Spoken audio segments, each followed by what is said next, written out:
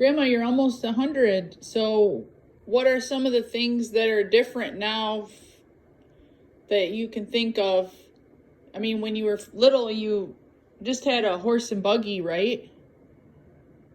I wasn't in the horse and buggy stage, but we did have a wagon and horses in the farm, but so did they through the years. But So you said, I think you said at 3 years old you went on your first car ride that you remembered no, in a Model A, Model T, Model T. they were older than the Model A's. Oh, okay. Yeah. I might have been on around horses then, because Mother was, but I don't remember. But I remember my first ride that I remember was in a Model T going in the mountains on the hillside. The car was tipping, and the older kids were probably hollering, "We're going to tip over." And I was worried we was going to fall off the mountain. I remember that. Yeah. So that's a funny thing to remember, but it was scary is probably why I remember it. And how many places did you live before you came to Michigan? Oh, I don't even know all of them. Isn't it about 14 or not that many? I was 16 when I came to Michigan. I've counted them, but I don't remember. We moved around a lot in Fort Smith. I remember a lot of different houses there, but I don't remember them all because Grandma didn't have much money, and she had these friends that moved around in a different apartment, but they'd move us too. In the middle of the night, we'd sneak off, and Grandma had a big heavy trunk, and we'd move to a different apartment a lot, but I don't remember how many. Yeah. But because I was too old to remember. I remember different places, but I don't remember all of them. Yeah. Ruth made me a list of places she remembers living in Fort Smith, where we live, but I don't, I never counted that all up. And then some of the places you probably just had a wood stove to eat on and no power, no electric, no lights. Yeah. Most, outside of Fort Smith, we never had electric. Uh-huh. And we moved to Fort Smith in 1926. And I was 4 in that year. So before that, would you guys use candles or kerosene lamps, or how did you see? Kerosene lamps. Yeah. I don't think we ever used candles. Uh-huh. But kerosene lamps were popular in the 20s. Uh-huh. Yeah.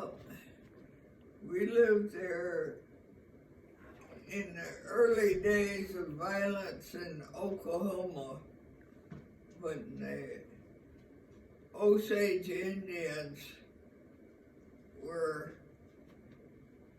sent to Oklahoma and given some poor land, and they discovered oil on it, and that was the days we lived over in Arkansas. And the white men wanted the land back with the oil on it, so they tried to marry the Indian women and kill their husbands, and there was a lot of crime over there then. Wow. And that was over the west of Tulsa. Uh-huh. So we weren't very far away, but there was a lot of crime in Oklahoma when we lived there. Because people were poor and they didn't have a lot? There was a lot of white people had gone over there and settled too.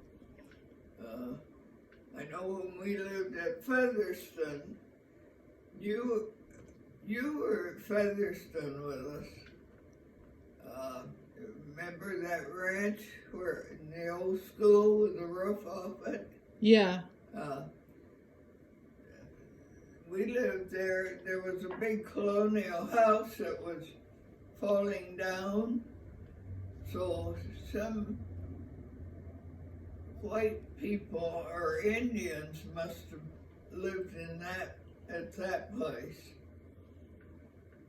And that was older than the 20s, had to be for the house to start falling down. Yeah. Yeah, so that, I always wished I knew who lived in that house. Yeah. But things were quite peaceful in Fort Smith at the time we moved there. And we had electric and fans and things like that then. Did you ever earn money and get to go get some candy? I don't remember having a lot of candy. I dug up a dime one day in the front yard. Our yards were bare from the kids and the animals. And I went across the street was a grocery store, and I bought some candy and a little can of pet milk for a little cat that was stray cat that was skinny. I don't know if I shared the candy with anybody, but I got the can of milk for the cat. And I got candy with the rest of the dime. Yeah. So I was old enough to cross the street. I had to be at least 4. But there wasn't a lot of traffic then. We had a lot of horse-drawn ice and milk guys that deliver ice for our ice boxes. And the milkman too. You had a root cellar probably too. Did you have a root cellar when you were in Oklahoma? Do you remember?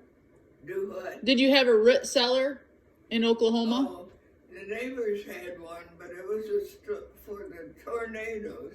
Oh, okay. And we'd go, when the storm came up, we'd go in their cellar. Because you probably didn't get freezing temperatures down there to ruin all your vegetables much. It would freeze at night because at Williams we'd have ice on our wash dish in the morning sometimes. So you'd have to go collect water and then take a sponge bath most of the time, that kind of thing? Most of the time we had spring water out of an open spring, and I had to carry water when I was old enough to the house from the spring or the branch. How far was this walk? Well, probably a block or two. Oh, wow.